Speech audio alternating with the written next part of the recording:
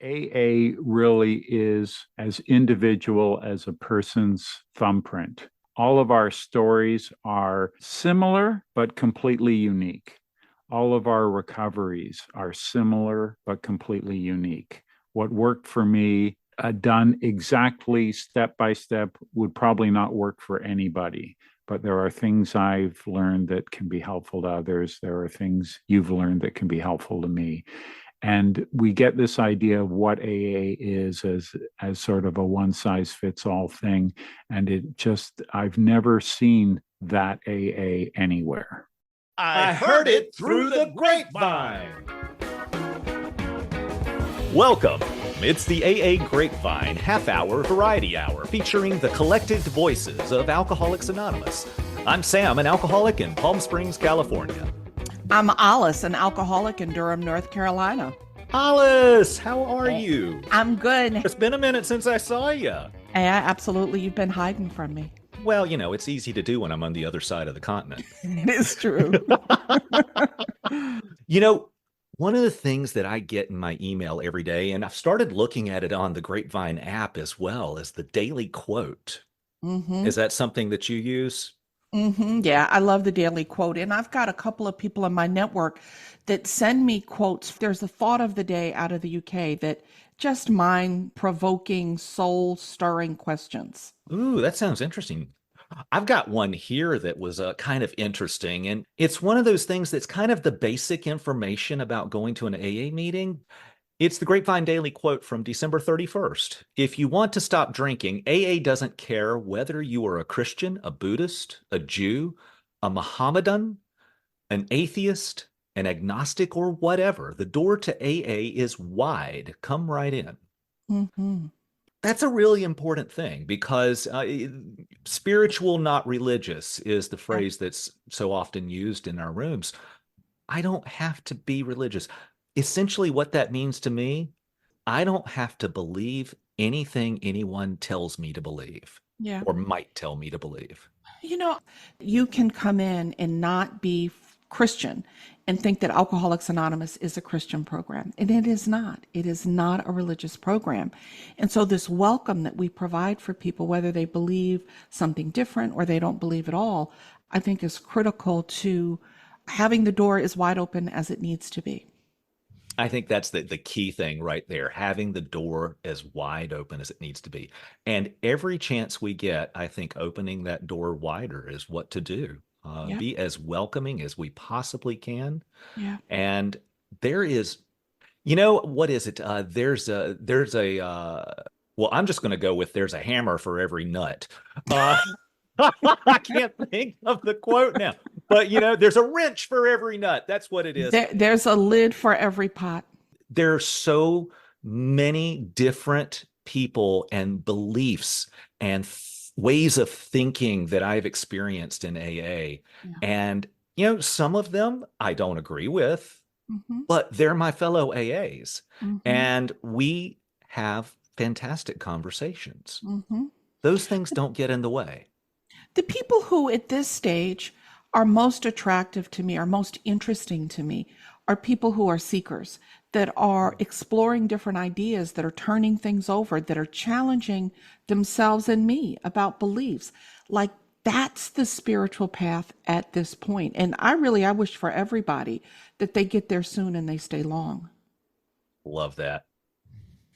Folks, we need you to write or call in with questions for a new type of segment for the podcast. A Newcomer Asks.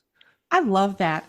So, listeners, we are asking you to please send us the questions that you asked as a newcomer, or send us questions that you've been asked by newcomers. Sam, who's our guest today? Well, Olis, today we welcome Joe C. from Toronto, Canada.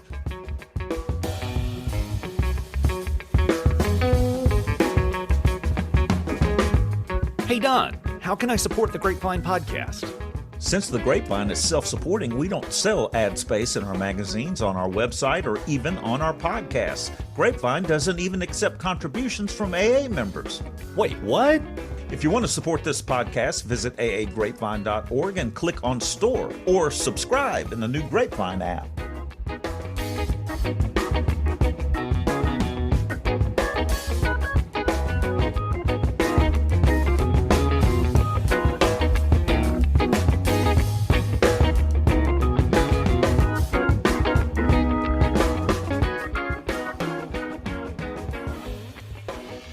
Hi, my name's Joe. I'm an alcoholic, a happy customer of the Beyond Belief Agnostics and Freethinkers AA group in Toronto, Canada. Got sober since disco. Let's just go that way. It's been a I've long never heard time. anyone say that. I love that. Sober since disco. That's great. I'm surprised that your group is not Rebellion Dogs. You know, that is a group name used. The term rebellion dogs, some of the listeners are looking it up right now. It's chapter 7 in the 12 and 12. Rebellion dogs are every step at first. And just as Olis talked about how important seeking is, I think rebellion is something that is good to foster to a certain degree, not disagreement, but a certain amount of critical approach. I always want to be seeking. I always want to be questioning. Mhm. I don't even get as embarrassed being wrong as I used to be. And yeah. it happens a lot. Right? So your group is one of the agnostic atheist freethinkers groups, correct? Yeah, since 2009. The first one was in Chicago in 1975, the first known one. That's, a crime of AA historians is saying the first, because eventually you'll be found out that no, before that, such and such, And, you were talking at the outset about AA is wide open. And what is AA? Is AA our preamble? Is AA the first meeting someone ever goes to and they judge all of AA by that? AA is not McDonald's restaurants. AA is like ma and pa shops. It's food everywhere, but everyone has a different atmosphere. Everyone has a different menu. Everyone has there isn't a prescribed right way or wrong way to do AA. And Rebellion Dogs is the name of all of my sort of music and prose writing is done through Rebellion Dogs. But the idea came to me from an AA band I was in the 80s. The mother of my son was our lead singer. I played guitar, and our sponsees filled out drums, keyboards, bass, right? Back then it was, do you sponsor people? Sure. What instrument do you play? Show up at rehearsal, right? Because people need something to do when they get sober. The creative genius of our band, which was called Sober Skid Row, was Kathy. And she had a song she wrote called Rebellion Dogs about these dogs that would bark and wake her up. They growled at her door. And when she tried to leave the house, they would be chomping at her feet. And what I loved about it, being a word person, is she turned the verb into a noun and the noun into a verb. And I thought that was awesome. Rebellion Dogs. Mm-hmm. This is a band of actual alcoholics that are in Alcoholics Anonymous. All in recovery, absolutely. There's bound to be some differences in the atheist, agnostic, and free thinkers groups than the typical, and I'm probably messing up there saying typical. Right. As if there were. But other AA meetings. Right. Well, just as there is nothing forbidden and nothing sacred, there is nothing that people cannot do in an AA meeting and nothing that every group must do. When I'm chairing my home group, I like to say at the beginning, our format is secular. The people who are here all have different beliefs. And we hope that everyone can feel free to express their belief candidly, without fear of dissuasion or persuasion. But you won't find any prayer or sort of religious language in the formal part of the meeting. But have at it when we get to the discussion part of it. So I first was a member of a Yahoo group. It was called Freethinkers AA Yahoo group. And I learned of a worldwide list from the New York agnostics group of all of the international atheist agnostic meetings. And man, there were dozens of them. And now there's over 100 a day on Zoom. And I don't think AA is religious, but I think some groups are more, let's just say, friendly to a theistic point of view, and other groups where you'd be hard pressed to find anyone who typically believes in a prayer answering, sobriety granting, supernatural kind of higher power, and whether it's a secular AA group or not. So I don't think all free thinkers don't believe in God, and I don't believe all dogmatic people do believe in God, right? They're humanist. Like, I don't like the word atheist because it refers to what someone doesn't believe. Mhm. Everyone in AA believes that without some form of help, they have been unable to find recovery in AA or outside. But whether that's the power of example, one alcoholic talking to another, the group, the program, some sort of secular idea of what higher power is, whether they use the word higher power or not, everyone believes in something. My experience would be whether or not there is a supernatural force that is anonymously working in my recovery or not, which I've had no experience of, the fellowship of AA has been a power greater than myself and what I've learned here. The part that I love about this, Joe, is the paradox of it. Yeah. First, I want to acknowledge that part of what you said goes back to our fourth tradition, right? Yeah. Which is Yeah. each group is autonomous, except in matters affecting other groups or AA as a whole. So your group can be structured however you want. It is up to the conscience of the group, which really Alcoholics Anonymous says God as expressed in, right? But even if we take that out, there is a power in the group. And the paradox is, I hear you saying, the maturity we have, whether we have a religious belief or not, provides space for us to allow other people to choose their own path. And the paradox is, I've got to believe in order to give you space to believe. Absolutely. I mean, Jim Burke was an infamous Yes. non-believer. Yes. Marty M. Didn't know if AA would work for her because she wasn't a religious person and didn't have a belief in the supernatural. And when I first came to AA, nobody asked me what I believed or suggested what I needed to believe. They gave me the 20 questions in the little yellow pamphlet that was in Montreal AA where I got sober. And it had this just for today things of simple little things I could read. I was a big fan of Living Sober. It's a very sort of common sense, practical approach to AA recovery. And I found what I needed. The literature helped. You've mentioned, Do You Think You're Different? That's a pamphlet that arrived in AA sometime between my first meeting when I was 14 years old and when I first got sober, when I was 16. It had a story of another teenager. It had an atheist and agnostic and plenty of other people who thought there was some barrier how AA works for you all, but it wasn't going to work for them. And they explained whatever their workaround was for that. That was very helpful to me. But, you know, if AA had no literature, AA would work.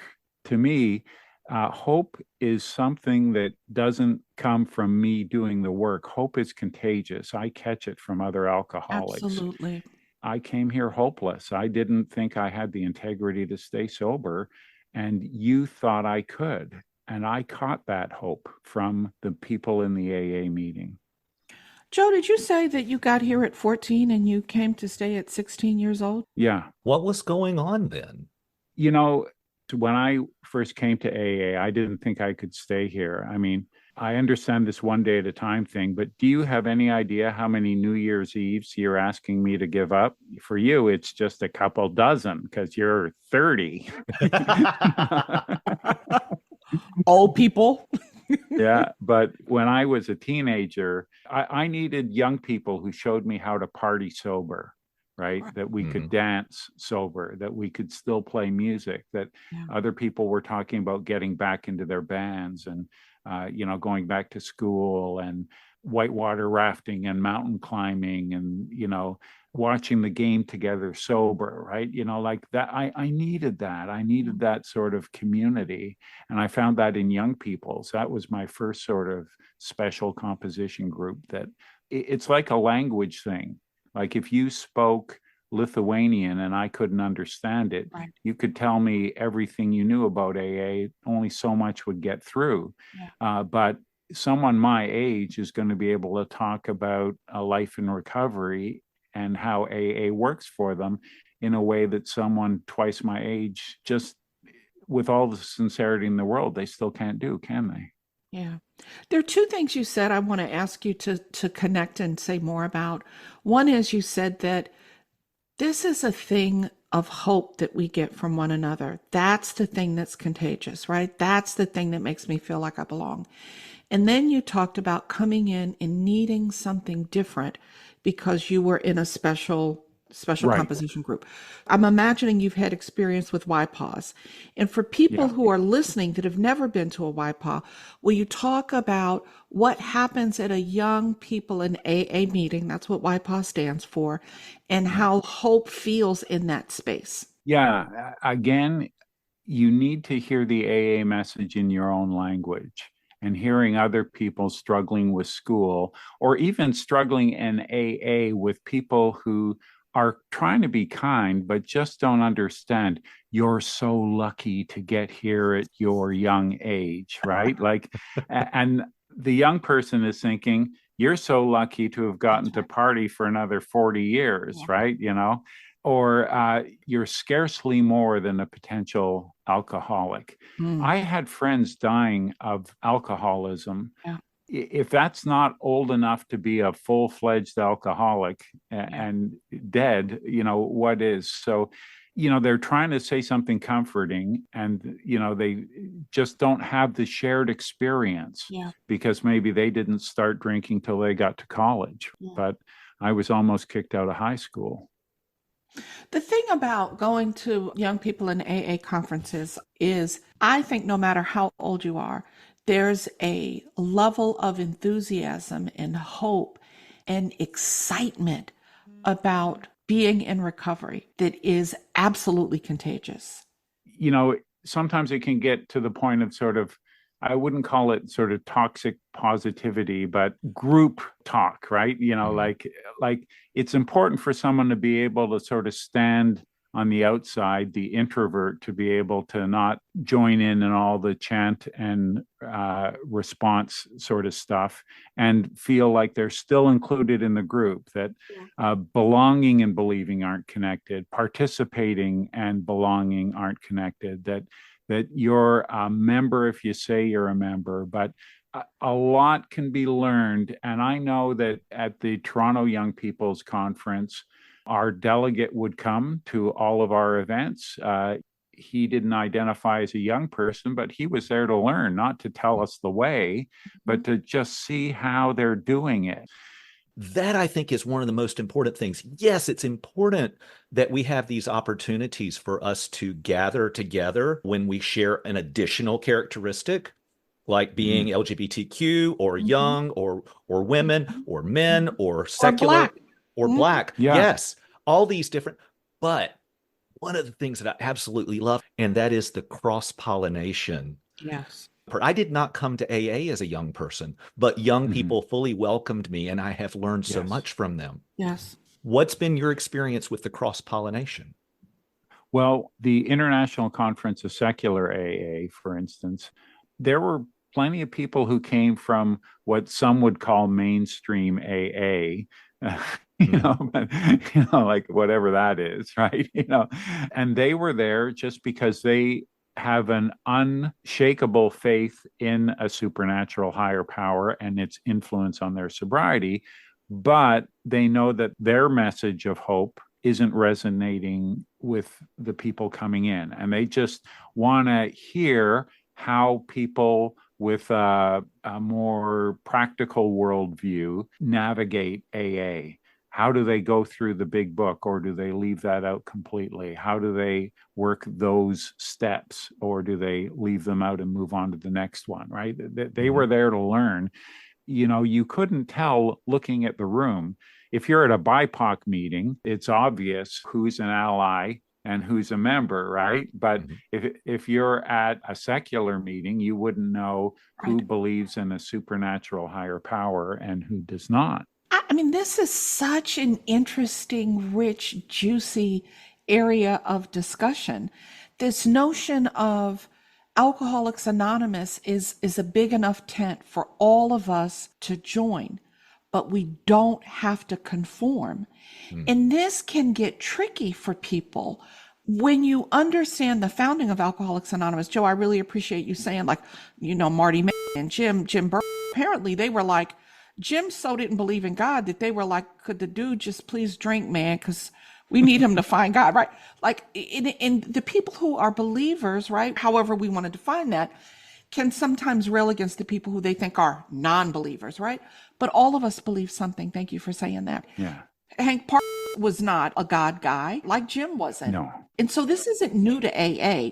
What's your experience with being a part of the larger Alcoholics Anonymous, although you are not conforming to what people think Alcoholics Anonymous ought to be? Well, we just did our 2022 membership survey. And I love that stuff because it not only is it a snapshot of what an AA meeting is, but you can measure them against others and look at trends.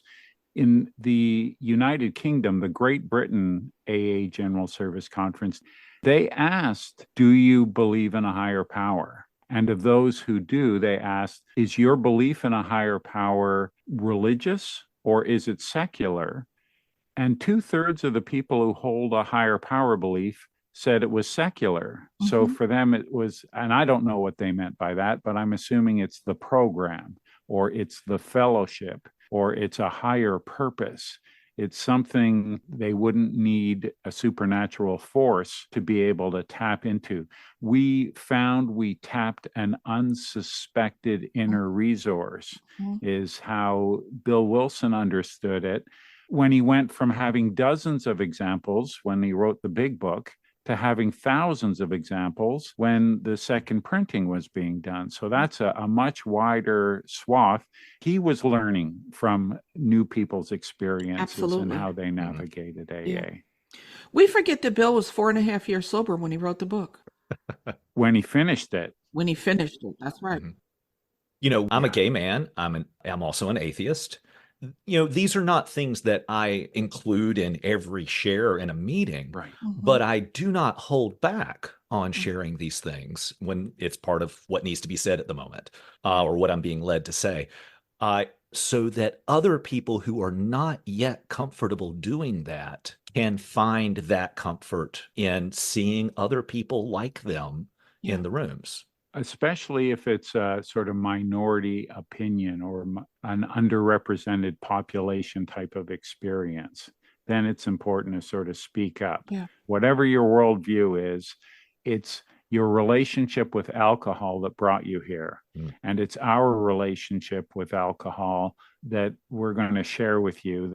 All of that other stuff, what your politics are, what your worldview is, what your sexual orientation is, none of that is going to help or hinder a recovery in AA. So beautifully put, Joe. What does recovery look like for you today? What's a typical week in your recovery world? When I'm talking to people, I volunteer at a local treatment center in aftercare. I'm very much aware that when people are going into recovery, no one wants what I have. No one is signing up for the multiple decade plan. No one wants, to sign up for the lifelong membership in AA. Yeah. They just want to get the heat off, figure things out. I say, look, if I'm driving my car from my place to your place, so I'm traveling, I'm crossing a border and crossing many states, I'm going to have, a sense of mastery as I get to Arizona when I'm almost there, but I'm still the same distance away from the ditch. I still have to be mindful. I still have to be present. If I'm too tired to drive, I have to stop driving. Like, I can't be complacent about it. Yeah. I have all these skills and I have all this knowledge, but I still have to do the right things in the right order and get a little bit lucky that I don't get like broadsided by a truck or something. I love that. Very good. Yeah. Joe, thank you so much for joining us today. It's been fantastic getting to chat with you. Great talking to you. Thanks for doing your part in bringing AA into the 21st century. This is a great podcast. Keep it going.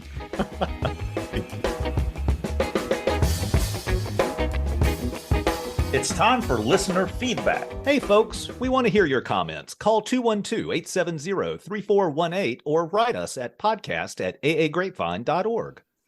Hey, Don, Olis, we've got listener feedback from Penny P. Woohoo! Right. Penny writes, the subject is types of meetings. The Foxhall meeting actually originated in Washington, D.C. at a church that used to be at Foxhall Road Northwest at Reservoir Road Northwest. The meeting met twice a week, and there were different formats for the meetings. Monday night had a table-style meeting, similar to what is found in the Detroit area. More on that below. On Thursday nights, the Washington, D.C. Foxhall meeting was a speaker meeting and birthday meeting. There were a couple of people that got sober at Washington, D.C. Foxhall, Dick and Peg M., that moved to Bellevue, Nebraska in the early 1980s and started a meeting there and called it the Foxhall Group. People who have gotten sober at the Nebraska group or one of the other offshoots have started other Foxhall meetings around the country, actually around the world. Many times the format does not follow the format of the Nebraska meeting. It's just to recognize the meeting where the meeting founder got sober. Interesting. Well, It is really interesting. It sounds like it's like a meeting where you have an old timer that dominates the meeting and it becomes known as their meeting, like in our Oh, is that area. why this is Don's podcast? Oh, I'm so sorry. I didn't. Touche. Did I say that out loud? I'm going to put you in the waiting room. Again. Yeah. The thing that I don't see that in here. What I see is that people have a really warm, fond place for this location where they initially got sober. And even when they moved away, they still called it by the name of the place they originally got sober. And that as they got people sober, those people then got this fondness for that place. Yeah. And I love that. Alice, you are being much more generous than I was being. I like that a lot. Yeah. Love and tolerance is our code, Dodd. All right. Penny goes on to say, another style of meeting that some of us have come across during the pandemic is an interview style meeting. Rather than someone speaking and telling their story, they are actually interviewed. Often we get to hear parts of someone's story that they don't normally talk about, depending on how well the interviewer knows them. There's a Tuesday online meeting at noon on the West Coast called Interview with a Lady Lush. I love that. Wow. It's a great There's meeting. also a Saturday night interview style meeting out of Southern California. These interview style meetings. Yeah. Yeah, that sounds interesting. Yeah, there's a meeting called Interview with an Alcoholic that I became aware of at the beginning of the pandemic, like an online meeting that they have a real interview format, like a talk show interview format. Wow. And it really is a completely different way to share your experience, strength, and hope, because it's not a regular pitch. Well, Don, you were a guest on one of those, weren't you? Well, it wasn't a meeting. It was I guess it was a recorded meeting, but it was really more of like a podcast, like what we do here, interviewing someone. But I recently spoke at a meeting in which they had questions afterwards. I spoke for like 30 minutes and then they asked questions. Talk about crosstalk. Wow. It was a crosstalk meeting. Love Q&A at a meeting. I feel like it opens the speaker up to a different level of vulnerability, and it invites the new person in to really feel comfortable asking questions about, what's your spiritual practice, or when you got here, or do you, go to conferences or whatever. How did you like the question answer period, Don? Well, I liked it. And like Penny said, that it went to different places than I would have gone. Penny goes on to write, there's a table style meeting out of the Detroit area I mentioned above. There may be several different tables set up in a room. Each table has its own discussion style meeting. men's meeting, women's meeting, newcomers meeting, grapevine meeting, traditions meeting, step study, book study. All of these are available within the same room, all meeting at the same time. It's quite interesting to attend these meetings. Wow. Yeah. Okay, so the first thing I'm thinking is that I would have a hard time in that situation if those tables were too close, because I might zone out on the table that I'm sitting at because the one next to me is like sounding more interesting. That's called ear hustling. Love it. Many people get distracted by things that are not at their table. Yeah. I love knowing that. Thank you. What? So you've been to one? I have. I've been to meetings that are set up like that. And the challenge I had, Sam, it's interesting to hear you say, like, I would get distracted. For me, the hard part was deciding which table to go sit at. Really? In the meetings that I went to, there was a table for newcomers. And then there were all these topics. And so I just went to the newcomer table. Sounds like there maybe needs to be a FOMO table, fear of missing out table. Absolutely. Penny goes on to close with, I do an online meeting that is kind of a riff on the interview style meeting on the last Tuesday of the month called Conversation with a Long-Timer. All of the long-timers have 50 or more years of sobriety. Wow. We don't talk much about their drinking, but it's fun to talk with them about their early sobriety. Yeah.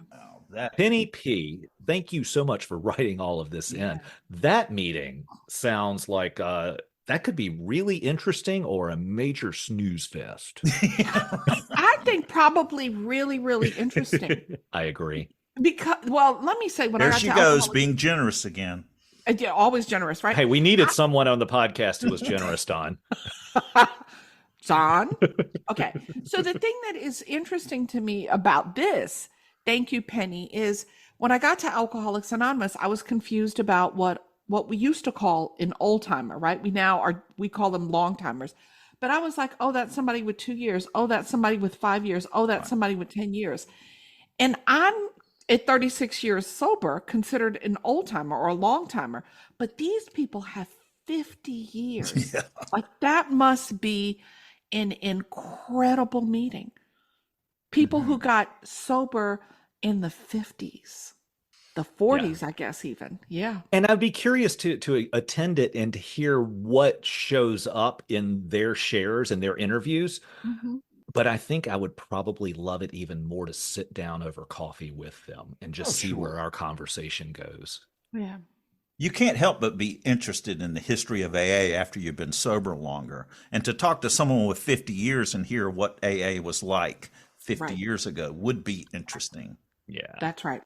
I mean, we don't often talk about it, but the truth is that the study of the book of Alcoholics Anonymous, which is very prevalent in meetings that are particularly online, didn't come into vogue until the 70s, the mid 70s with Joe and Charlie. And so if you've been sober 50 years, you probably got to Alcoholics Anonymous before there were a lot of big book studies. I never heard that before. Didn't know. Wow. Yeah. Wow. Yeah. Joe and Charlie brought the study of the book of Alcoholics Anonymous into the mainstream. There were not a lot of, none that people really can point to, studies of the book of Alcoholics Anonymous. And when you think about it, it makes sense, right? The people who wrote the book didn't study the book. And the people who they sponsored didn't study the book. And maybe the people that they sponsored didn't study the book. And so by the time you get to the fourth generation of people, they begin to pick the book up and study the book. Well, that's interesting. And also add to it that, you're looking at 30 some years after the publishing of the book that started happening. Yeah. And the language had already changed at that point, not nearly as much as it has since from then to now, but still, that was where having someone to help you break down this text was incredibly useful. That's right. Good. Interesting. Penny, thanks so much for writing in. Thank you, Penny. We have an email from Aaron H. Hi there. Thanks for the newest podcast. You guys mentioned my favorite line from all of AA literature. It's tattooed on my left arm.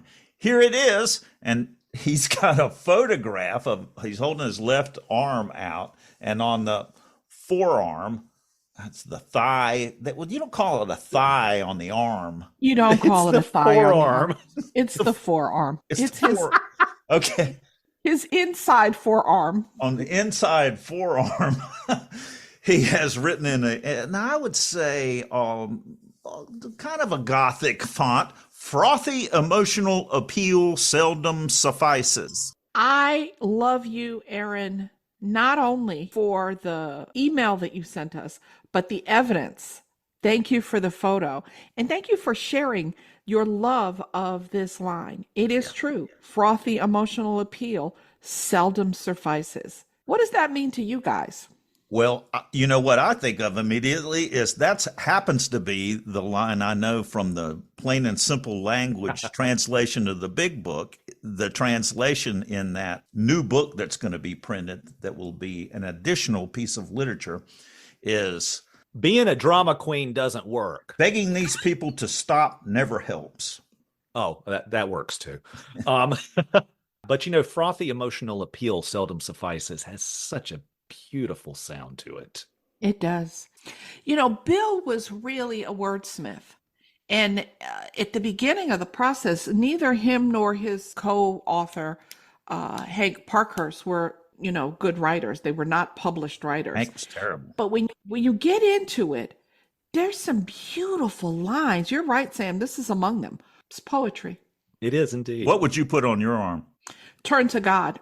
I don't even know. Out come the carpet slippers in a bottle. I don't know. I love the carpet slipper dude. Everybody knows the carpet slipper dude's my boyfriend. I just love him.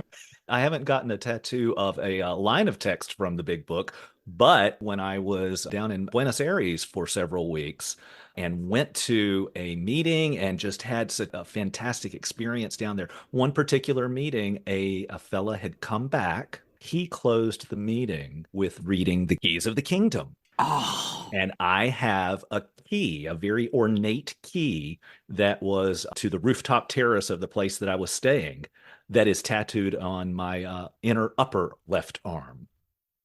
I am not going to get a tattoo, but if I were to get a tattoo, I'd like a tattoo from the big book, but I think maybe just a period. Just a period. Okay. And for emphasis, it'll be an italic period. An italic period.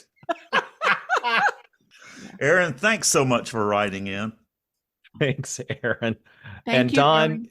you having an italic period is perfect because you are a little lopsided.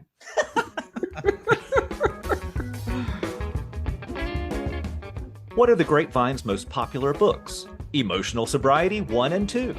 Both are filled with experiences by sober AA members, many with long-term sobriety, about the positive transformations we can achieve by practicing the principles of the program in all aspects of our lives. The stories show how the rewards are serenity, emotional balance, and an increased joy for living.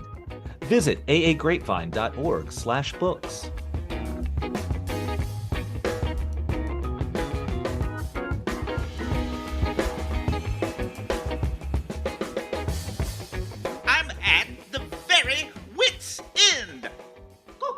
As the police officer helped the bruised and battered imbiber up from the pavement in front of the bar, she asked, "Can you describe the man that hit you?"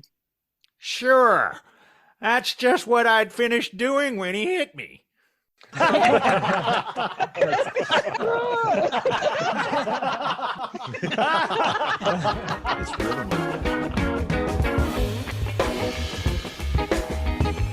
Thanks for joining us. The AA Grapevine Half-Hour Variety Hour is posted every Monday and is produced by AA Grapevine, Inc. We don't speak for AA as a whole. We share the experience, strength, and hope of members to help others recover from alcoholism. Podcast info, including how to call in, is at aagrapevine.org/podcast. Search AA Grapevine in the App Store on your phone or find AA Grapevine on Instagram and YouTube. All things Grapevine are available at aagrapevine.org. If you want to know more about AA, search online for Alcoholics Anonymous in your city or visit aa.org.